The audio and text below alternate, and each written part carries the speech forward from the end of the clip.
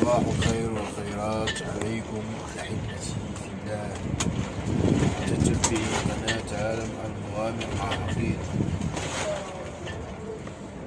طاب صباحكم بألف خير.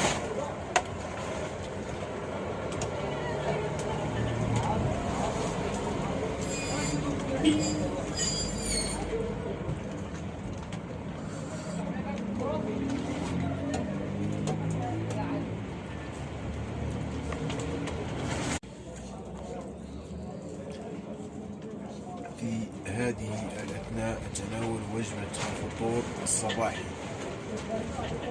بالضبط من مدينة عمان، من شارع المسيرة الخضراء من عمان، مع رياح جد قوية.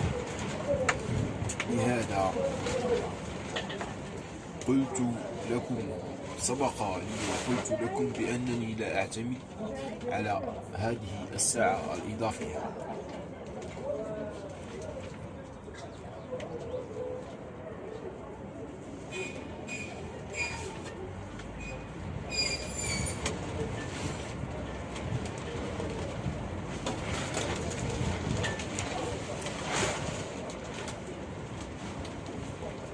وبما أنني لا أعتمد عليها إلا وأنني وبعد إخراج كل معدات العمل من المطرين الذي أعمل به في البوتيك حاليا، بعدما قمت بطهي الشاي، ها أنا أتناول وجبة الفطور الصباحي مباشرة معكم ولأول مرة على اليوتيوب.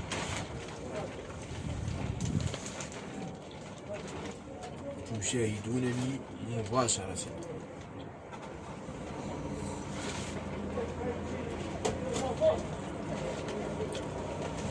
ورغم ذلك إلا وأن مدينة عمان فارغة من المرة، إلا القليل من التلاميذ الذين يمرون حاليا للالتحاق بمدارسهم.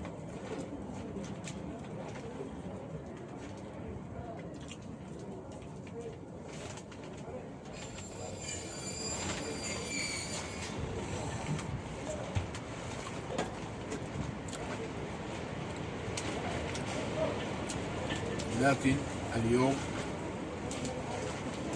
كما توقعت مديرية الأرصاد الجوية يوم أمس بأن هبات رياح قوية ستهب